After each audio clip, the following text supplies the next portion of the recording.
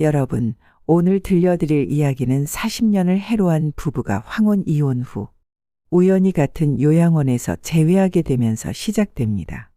때론 운명이란 것이 우리에게 장난을 치는 걸까요? 아니면 새로운 기회를 주는 걸까요? 이제부터 들려드릴 이야기는 65세 이상철 씨와 63세 윤미경 씨의 특별한 연애담입니다. 아니, 어쩌면 재연애담이라고 해야 할까요?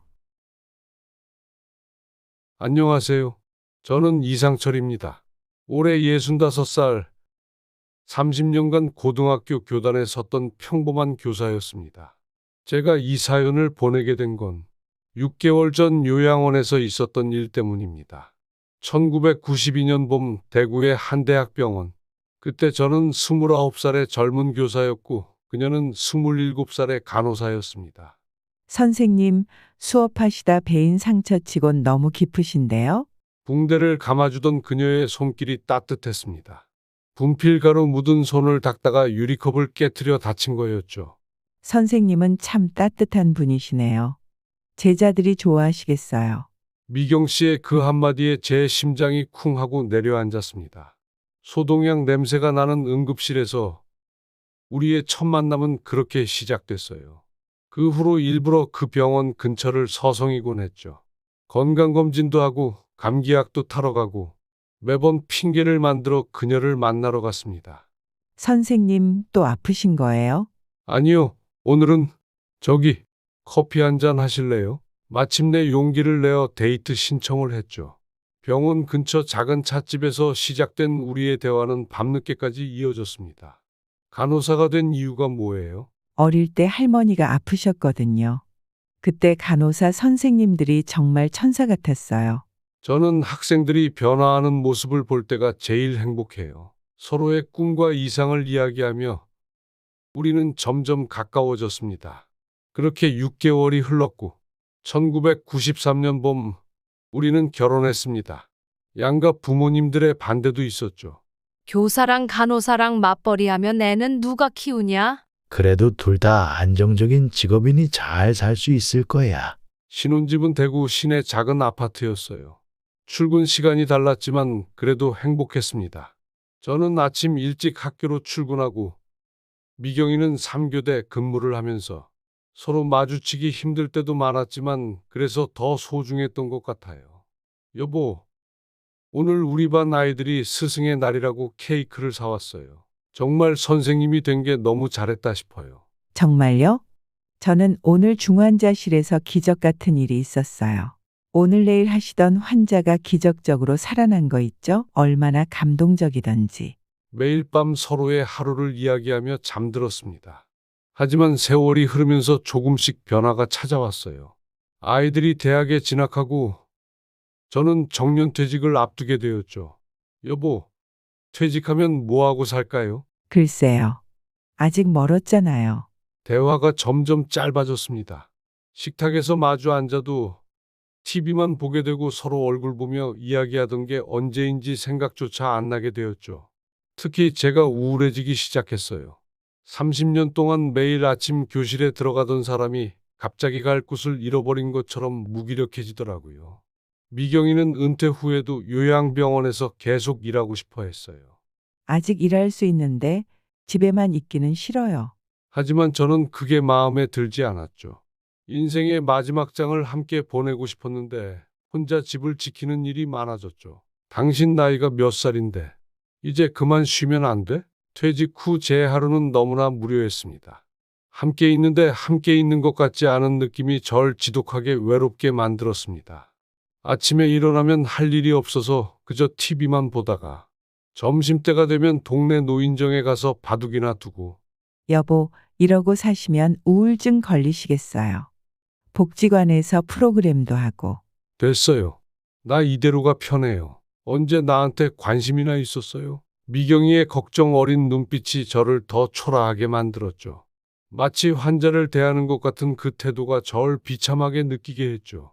어느 날 저녁 사소한 일로 다툼이 시작됐습니다. 오늘도 저녁도 안 드시고 바둑만 두다 오신 거예요. 나가서 생산적인 일을 해보는 게 어때요? 당신은 매일 병원일 핑계로 늦게 들어오면서 나한테 뭐라고 할 자격이 있나? 말다툼이 점점 커졌고 그동안 쌓였던 불만들이 폭발하기 시작했죠. 당신은 내 마음을 전혀 이해 못해요. 나도 아직 활력 있게 살고 싶다고. 그럼 당신 마음대로 살아요. 나 없이. 당신한테는 일만 있으면 가족 따위는 필요 없잖아. 난 당신과 함께 있으면 더 힘들어요. 결국 우리는 40년의 결혼 생활을 정리했습니다. 자녀들의 극렬한 반대도 있었죠. 아빠, 도대체 왜 이러시는 거예요? 엄마, 이 나이에 이혼이라뇨? 한 번만 더 생각해 보세요. 하지만 우린 서로에게 지쳐 있었습니다. 이혼 후 저는 원룸으로 거처를 옮겼고 미경이는 여전히 요양병원에서 일했죠. 혼자 사는 생활, 처음엔 해방감도 있었습니다. 이제 누구 눈치도 안 보고 살겠구나. 하지만 시간이 갈수록 외로움이 밀려왔어요.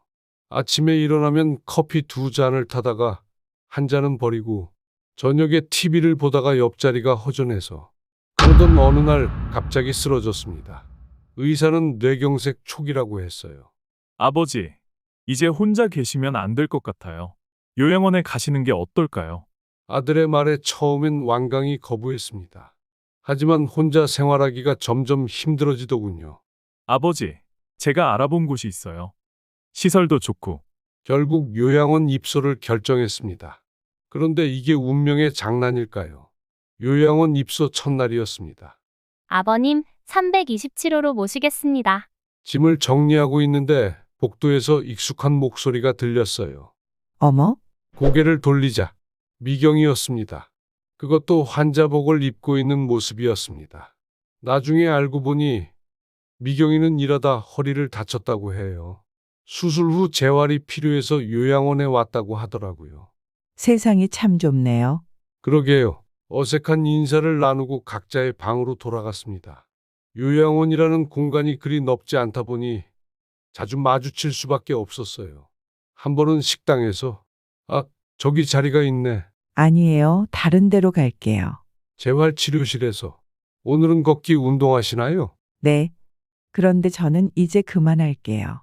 서로를 피하려 애쓰는 모습이 얼마나 어색했던지 다른 입소자분들은 우리를 보며 수군거리곤 했죠.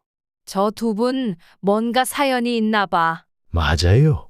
서로 볼 때마다 표정이 어색해요. 그러던 어느 날 요양원에서 화재 경보가 울렸습니다. 다행히 작은 불이었지만 그 혼란 속에서 저희는 서로의 마음을 확인했습니다. 윤미경 씨, 327호 할아버지가 안 보여요. 네? 이상철 씨가요? 저는 당시 진통제를 먹고 잠들어 있었어요. 미경이가 제 방으로 뛰어 들어왔다고 합니다. 여보, 아니, 이상철 씨, 일어나세요. 무슨 일이에요? 그렇게 정신없이 빠져나왔는데 제가 그만 계단에서 미끄러졌죠. 그때 미경이가 저를 잡아준 바람에 큰 부상은 면했지만 그녀의 허리 수술한 부위가 다시 나빠졌다고 해요. 괜찮으세요? 미경이가 병실에 누워있는 저를 보러 왔더군요. 휠체어를 타고서 말이에요. 내가 물어봐야 할 말이에요. 당신 허리가 괜찮은 거예요? 괜찮아요. 그보다 상철 씨는 좀 어떠세요? 미경이는 여전히 간호사처럼 저를 살피더군요. 미안해요. 뭐가요? 모든 게 다 눈물이 나왔습니다. 이혼하고 나서 처음으로 터진 감정이었죠. 그날 밤 우리는 요양원 정원에서 오랜만에 이야기를 나눴습니다. 기억나요? 우리 처음 만났을 때. 네, 당신이 치료해 줄 때 손길이 참 따뜻했는데 그때도 당신이 저를 치료해 줬잖아요. 잠시 침묵이 흘렀습니다. 퇴직하고 나서 너무 힘들었어요. 알아요. 제가 더 신경 써줬어야 했는데. 아니에요. 내가 고집부렸죠. 당신 마음도 이해 못하고 내 생각만 했지요. 저도 급하게 결정했어요. 40년을 그렇게 끝내버리다니. 사실 매일 밤 잠들기 전에 당신 생각했어요. 미경이의 눈에 눈물이 고였습니다. 저도요. 아침에 일어나면 옆자리가 허전해서 힘들었어요. 커피 2잔 타시던 거 알아요. 어떻게 알았어요? 간병인 선생님이 얘기해 주시더라고요. 우리는 한참을 웃었습니다. 서로의 외로움을 이제야 이해한 듯 했어요. 우리 다시 시작해 볼까요? 제가 조심스레 물었습니다. 아직 서로 좋아하는 것 같은데 말이에요. 미경이가 수줍게 웃었습니다. 그때 마침 요양원 옥상에서 불꽃놀이가 시작됐어요. 다른 입소자분의 생신 축하 행사였던 것 같은데. 와, 예쁘다. 그러게요. 우리 결혼식 날 밤에도 이런 불꽃놀이 했었는데 문득 자녀들 생각이 났습니다. 우리 애들한테는 어떻게 말하죠? 글쎄요. 놀라겠죠? 화낼지도 모르겠어요. 저희는 이 사실을 자식들에게 말했고 깜짝 놀랄 사실을 알게 되었습니다. 다시 결혼하신다고요? 하지만 우리 딸이 뜻밖의 말을 했어요. 사실 그동안 많이 후회했어요. 부모님 이혼하실 때 적극적으로 말리지 않은 거. 그래서 엄마가 그 요양원에 계신 걸 알고 아빠 입소시켜드리기로 오빠와 결정한 거였어요. 딸도 행복한 표정으로 말했죠. 전 그냥 부모님이 행복하셨으면 좋겠어요. 이제는 두 분만 생각하세요. 아이들의 계획이었단 말에 놀라고 감동했습니다. 이제 우리는 같은 방을 쓰게 됐어요. 아침마다 서로의 약을 챙겨주고. 여보, 혈압약 드세요. 당신도 진통제 잊지 마세요. 재활 치료도 함께 받습니다. 조금만 더 힘내요. 이제 같이 산책도 가야죠. 네, 열심히 할게요. 당신이랑 손잡고 걷고 싶어서. 요양원 생활이 이렇게 행복할 줄은 몰랐어요. 서로가 있어 외롭지 않고 아프지도 않은 것 같습니다. 저는 요양원 일기를 쓰기 시작했습니다. 2023년 10월 15일. 오늘은 미경이와 재결합한 지 100일 되는 날이다. 아침에 일어나 보니 베개 옆에 쪽지가 있었다. 여보, 우리 이번 인생은 끝까지 함께해요. 다음 생에는 더 일찍 만나서 더 오래 사랑합시다. 눈물이 났다. 이런 게 진정한 사랑이구나 싶었다. 저희 부부처럼 섣부르게 후회하는 이별하며 사랑하는 사람을 놓치지 말고 지금 옆에 있는 동반자에게 최선을 다해 사랑하시길 바라며 저희 사연을 써봅니다. 이상철님과 윤미경님의 이야기 어떠셨나요? 인생에는 때로 우리가 예상치 못한 반전이 숨어 있나 봅니다. 황혼의 끝자락에서 다시 피어난 사랑. 어쩌면 이것이 진정한 운명이 아닐까요? 자녀들이 부모님의 재회를 위해 속임수를 쓴 것이 두 분이 사랑을 확인하는 계기가 되었다는 것이 정말 드라마 같네요. 최근 이상철 님께서 보내주신 소식에 따르면 두 분 모두 재활치료가 잘 되어서 이제는 요양원 산책로를 매일 꺼내신다고 합니다. 두 분이 요양원에서 찍은 뒷모습 사진을 보내주셨는데 복도에서 손잡고 걸어가는 모습이 영화의 한 장면 같아요. 사랑에는 나이가 없다는 말. 오늘 이 이야기를 통해 다시 한번 확인할 수 있었네요. 여러분의 인생에도 이런 특별한 반전이 기다리고 있을지 모릅니다. 그것이 사랑이든 용서든 화해든 예측할 수 없는 게 인생의 묘미인 것 같다는 생각이 드네요. 오늘도 귀한 사연 들려주셔서 감사합니다.